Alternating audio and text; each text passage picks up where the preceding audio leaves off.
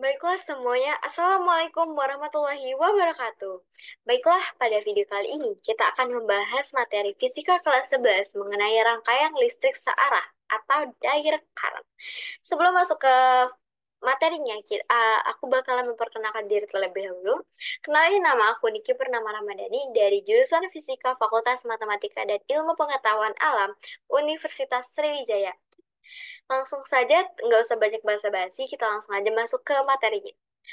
Sebelum masuk ke materinya lebih jauh, kalian harus mengenal terlebih dahulu nih, apa sih rangkaian listrik searah itu?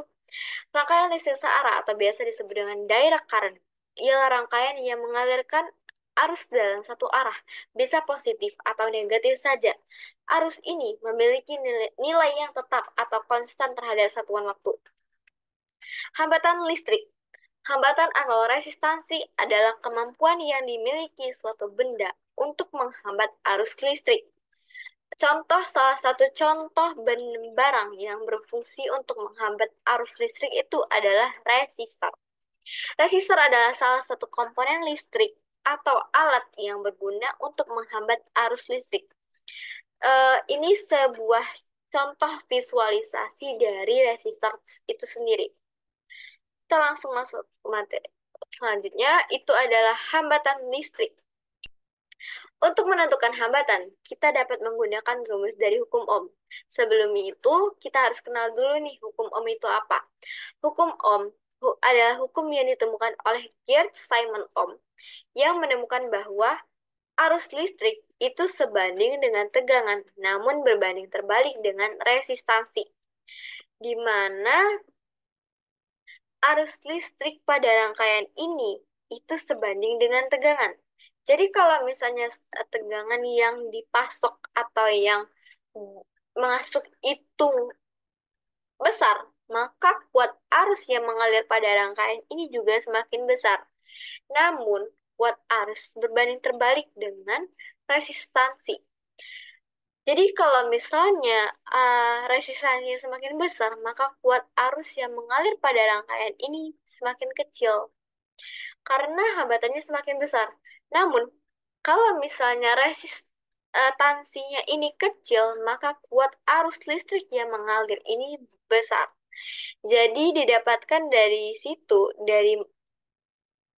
kita mendapatkan rumus V sama dengan I dikali R, di mana V ini tegangan, I ini arus, R ini adalah hambatan. Dari rumus ini kita dapat menghitung hambatan yang mengalir dalam suatu rangkaian. Kalau misalnya resistansi itu sama dengan V dibagi I, di mana V ini adalah tegangan dan ini adalah kuat arus. Resistansi itu berbanding lurus dengan atau sebanding dengan tegangan. Namun resistansi tadi sesuai dengan yang udah dijelasin tadi, resistansi berbanding terbalik dengan kuat arus. Di mana resistansi itu satuannya ohm, V ini satuannya tegangan ini satuannya volt, dan arus itu satuannya ampere. Kita langsung masuk ke contoh soal. Misalnya nih, sebuah baterai memiliki tegangan 3 volt yang dihubungkan dengan sebuah hambatan. Sedangkan kuat arus listrik yang mengalir adalah 0,5 ampere. Lalu berapa nilai hambatan tersebut? Diketahui dari sini aja kita udah ketahui tegangan itu adalah 3 volt. Terus kuat arus listrik berarti arus yang mengalir itu 0,5 ampere. Lalu berapa nilai hambatannya? Eh, dari rumus sebelum yang udah dibahas tadi, di mana rumusnya itu ada R sama dengan V dibagi I. Di mana V-nya ini adalah 3 volt, I-nya ini 0,5 ampere. Jadi 3 dibagi 0,5 itu sama dengan 6 ohm. Jadi nilai hambatan yang Nilai hambatan pada rangkaian ini adalah sebesar 6 ohm. Langsung masuk ke rangkaian listrik. Jadi teman-teman, rangkaian listrik ini ada dua jenis. Yang pertama itu rangkaian seri, dan yang kedua itu rangkaian paralel. Tapi sebelum itu masuk ke rangkaian paralel, kita akan membahas dulu nih rangkaian seri. Apa sih rangkaian seri itu? Dan gimana sih bentuknya? Kalau misalnya kalian buat rangkaian, terus lampunya itu dihubungkan dari ujung ke ujung di sepanjang jalur tunggal, alias gini teman-teman. Jadi kalau misalnya lampu satu dan lampu dua itu dihubungkan secara sejajar di jalur tunggal atau jalur yang nggak bercabang, maka rangkaian tersebut disebut juga rangkaian seri. Nah, untuk mencari tegangan total dari rangkaian seri ini, itu kita dapat menjumlahkannya dengan V1, V1 ditambah V2 ditambah V3 dan seterusnya. Sama juga dengan resistansi. Resistansi untuk mencari resistansi total atau hambatan total, kita dapat mencari dengan R1 ditambah R2 ditambah R3 dan seterusnya. Nah, kalau untuk mencari nilai arus atau nilai kuat arus yang mengalir pada rangkaian seri ini, untuk setiap titik ya pada rangkaian seri ini, itu selalu sama. Jadi nggak ada yang beda, nggak beda gitu. Jadi kalau misalnya I1 yang arus yang mengalir pada lampu satu ini 5, maka arus yang mengalir pada lampu yang kedua ini juga 5 ampere. Begitu juga dengan kalau misalnya ada lampu ketiga. Jadi kalau misalnya lampu ketiga ini juga, kalau misalnya ada lampu ketiga juga, itu watt arusnya itu sebesar 5 ampere juga. Nah, namun kekurangan dari rangkaian seri ini sendiri, kalau misalnya lampu satu mati, maka lampu lain juga itu akan ikut mati. Karena kenapa? Karena arus yang mengalir pada rangkaian ini sama. Jadi kalau misalnya arus yang arus itu nggak mengalir di lampu pertama, maka lampu kedua juga nggak bakalan ngalir dong. Kalau bisa lampu satu aja nggak ngalir, apalagi lampu kedua. Nah, kita langsung masuk ke rangkaian paralel. Untuk rangkaian paralel sendiri itu berbeda dengan rangkaian seri. Uh, Bentuknya aja berbeda nih. Di mana lampu itu dihubungkan berseberangan satu sama lain membentuk cabang. Jadi lampu satu, lampu dua, lampu tiga itu dihubungkan berseberangan, nggak lurus kayak yang rangkaian seri tadi. Dan ini juga lampunya juga membentuk cabang. Jadi cabang satu, cabang dua, cabang tiga. Nah, untuk mencari V total atau tegangan total dari rangkaian ini sendiri, itu di setiap titiknya itu sama. Jadi V1 di V1, V2, V3 itu selalu sama. Makanya itu kalau misalnya kalian ngerangkai listrik secara paralel, itu tegangan di setiap titiknya itu selalu sama. Jadi eh, cahaya yang dihasilkan oleh setiap lampu itu sama terang. Nah, untuk mencari resistansinya kita dapat mencari dengan satu per R. Satu per R total itu sama dengan satu per R1 ditambah satu per R2 ditambah satu per R3. Nah, kalau berbeda dengan rangkaian seri tadi, kalau misalnya rangkaian seri tadi kan di setiap titiknya itu mengalir arus yang sama. Nah, kalau di rangkaian paralel ini beda. Karena kenapa? Karena dia membentuk cabang. Jadi kuat arus yang mengalir pada rangkaian ini akan terbagi-bagi ke setiap cabangnya. Jadi untuk mencarinya itu I1 ditambah I2 ditambah I3 dapatlah baru I total dari rangkaian ini. Nah, jika lampu di suatu cabang mati, maka arus ke cabang lain tetap hidup. Kenapa nih gini? Karena arus yang mengalir pada rangkaian ini berbeda-beda.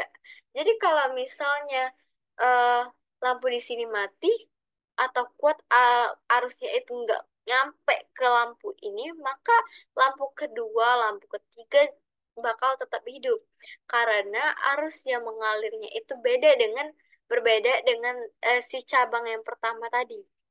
Jadi itulah kenapa kalau misalnya kalian perhatiin rangkaian listrik di rumah itu dirangkai secara paralel. Karena kalau misalnya biar biar lebih tepatnya biar kalau misalnya lampu satu mati, maka lampu kedua, lampu ketiga dan lampu lain-lainnya itu nggak bakalan ikut mati. Terus juga eh, eh, cahaya yang dihasilkan oleh setiap lampu itu sama. Jadi nggak ada yang terlalu redup, nggak ada yang keterangan, dan juga hemat energi. Berbeda dengan rangkaian seri tadi. Kita masuk ke hukum Kirchhoff. Untuk hukum Kirchhoff ini sendiri digunakan untuk menghitung pada banyak rangkaian yang dinyatakan oleh G.R. Kirchhoff di pertengahan abad ke-19. Hukum Kirchhoff ini terbagi menjadi dua lagi. Yang pertama itu hukum Kirchhoff pertama dan hukum Kirchhoff kedua. Untuk hukum Kirchhoff pertama itu berbunyi pada setiap titik cabang, jumlah arus yang masuk pada cabang itu harus sama dengan jumlah arus yang keluar pada cabang tersebut juga. Atau hukum ini juga disebut dengan hukum titik cabang. Jadi, kalau misalnya kita lihat teman-teman ya, pada titik cabang ini arus yang masuk atau I1 itu harus sama dengan arus yang keluar atau I2 sama dengan I1 sama dengan I2 ditambah I3. Kenapa I2 tambah I3? Karena kan pas ini masuk ini arusnya dibagi menjadi dua dua dua cabang. Jadi ini yang I2, ini yang ketiga. I3 kalau misalnya digabungin itu maka harus sama dengan I1. Itulah kenapa sigma I masuk sama dengan sigma I keluar. Untuk hukum Kirchhoff kedua, ini disebut juga hukum loop atau perulangan yang berbunyi jumlah beda potensial atau tegangan yang mengelilingi lintasan tertutup pada rangkaian harus nol. Jadi, hukum Kirchhoff kedua ini hanya berlaku untuk rangkaian tertutup atau rangkaian yang mengalami pengulangan secara terus-menerus. Kalau misalnya rangkaian itu terbuka, ya maka nggak berlaku dong hukum Kirchhoff kedua ini. Di mana sigma sigma maksudnya kayak sigma tegangan atau jumlah tegangan pada rangkaian ini itu harus sama dengan nol. Itu sama dengan nol, nggak harus. Kita langsung masuk contoh soal. Diketahui besarnya arus listrik yang melalui I2 sama dengan 1 ampere, I1 3 ampere, I4 0,5 ampere. Maka berapakah besaran arus listrik yang melalui I3 dan I5? Diketahui dari soal ini aja, dari gambar ini aja udah diketahui sebenarnya. I1 itu 3 ampere, I2 itu 1 ampere, I4 0,5 ampere. Dan untuk yang ditanyain itu I3 dan I5. Nah, eh, seperti yang udah kita bahas di hukum Kirchhoff pertama tadi, sigma I masuk itu harus sama dengan sigma I keluar. Jadi kalau misalnya arus yang masuk itu 3 ampere, maka arus yang keluar juga harus sama dengan 3 ampere. Jadi kita dapat di sini kita langsung dapet ini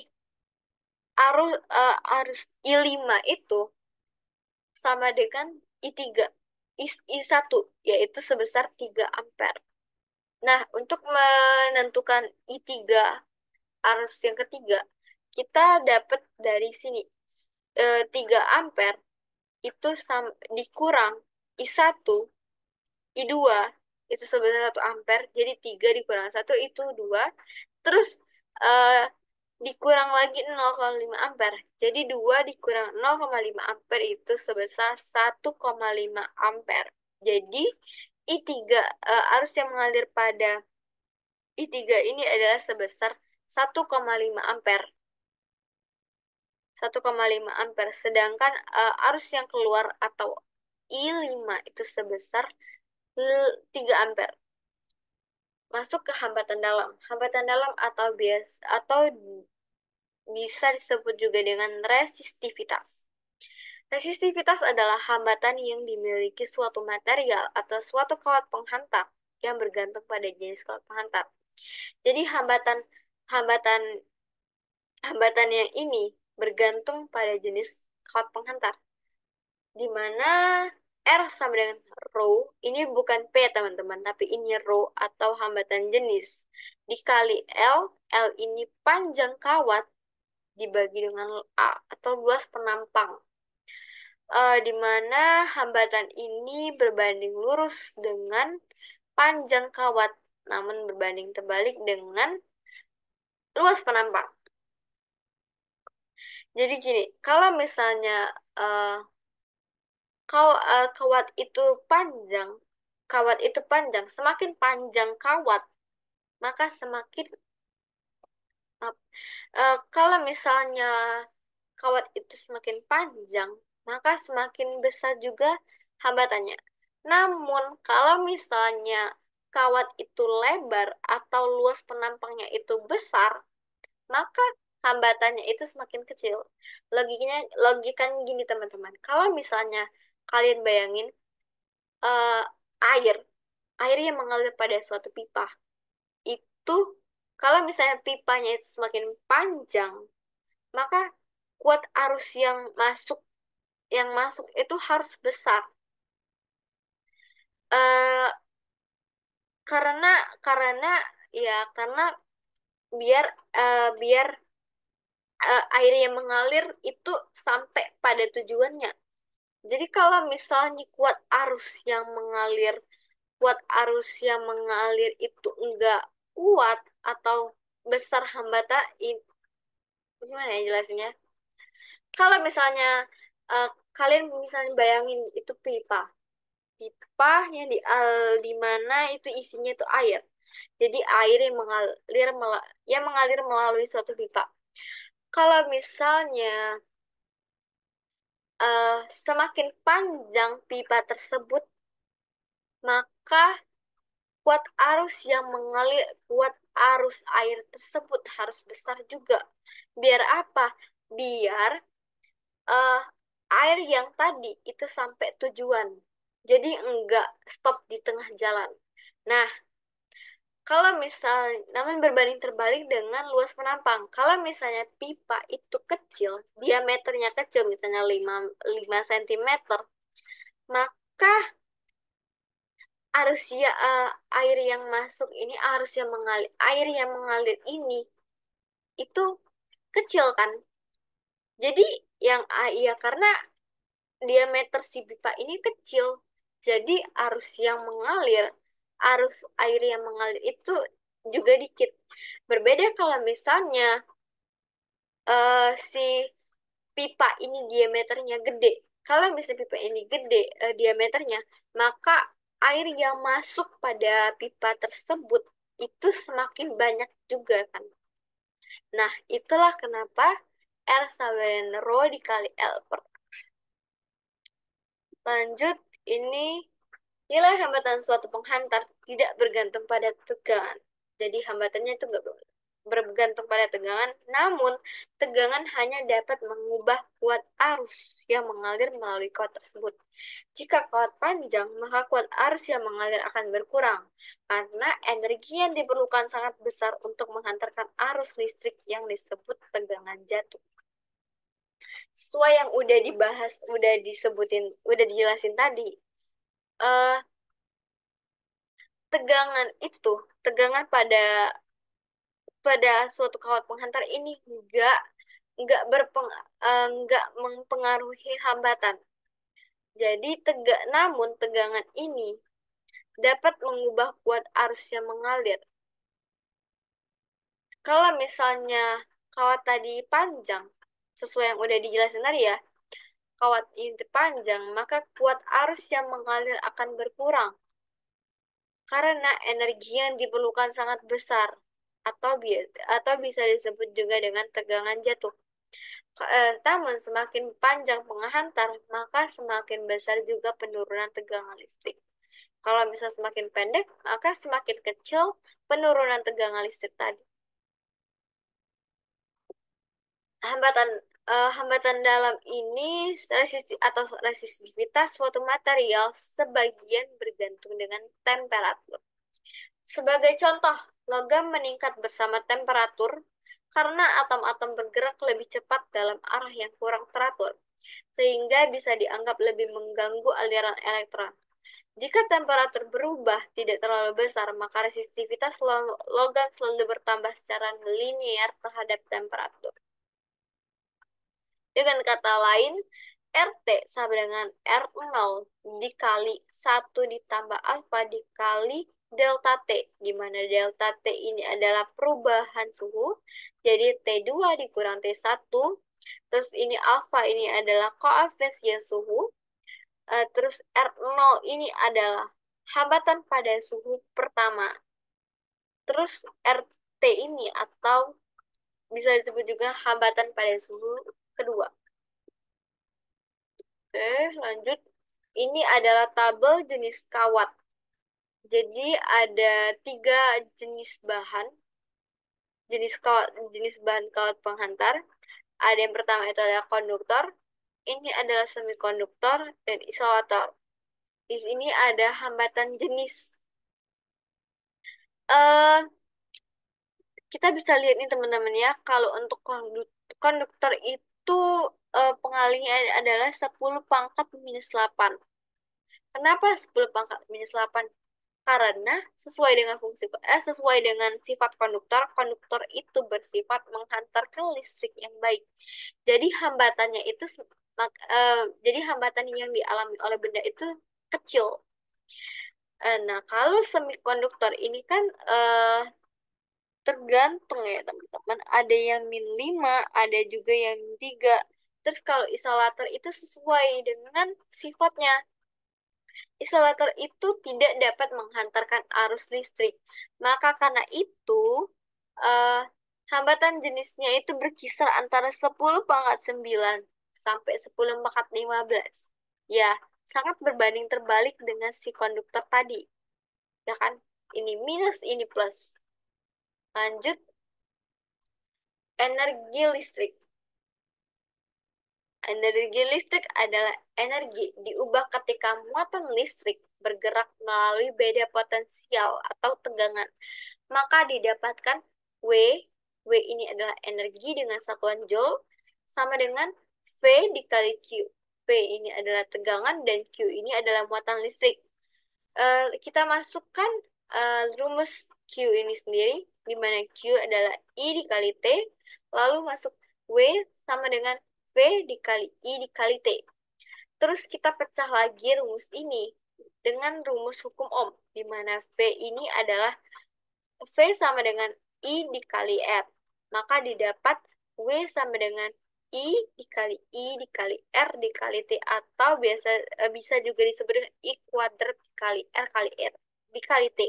Atau W sama dengan V kuadrat per R dikali T.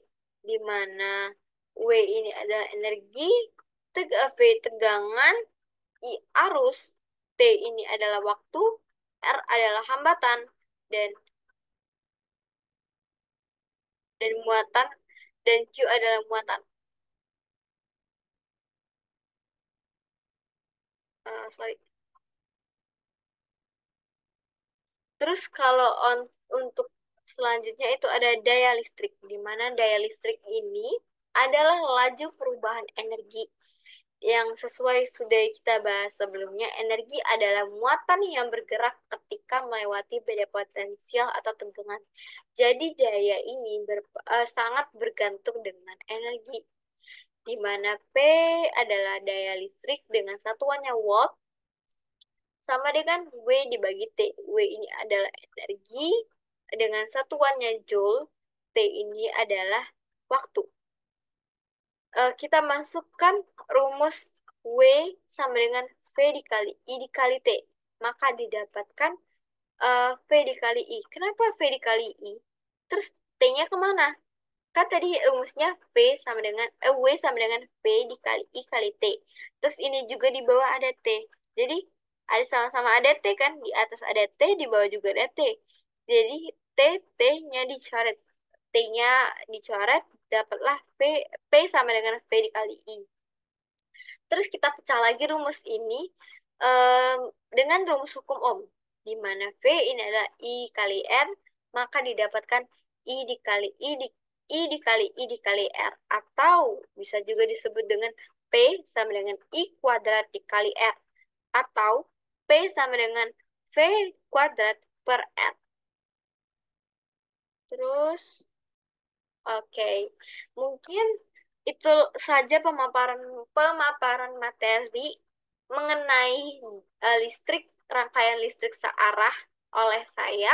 Mohon maaf apabila ada kekurangan dan kesalahan kata, saya mohon ampun. Saya akhiri, wabillahi taufiq wal hidayah. Wassalamualaikum warahmatullahi wabarakatuh.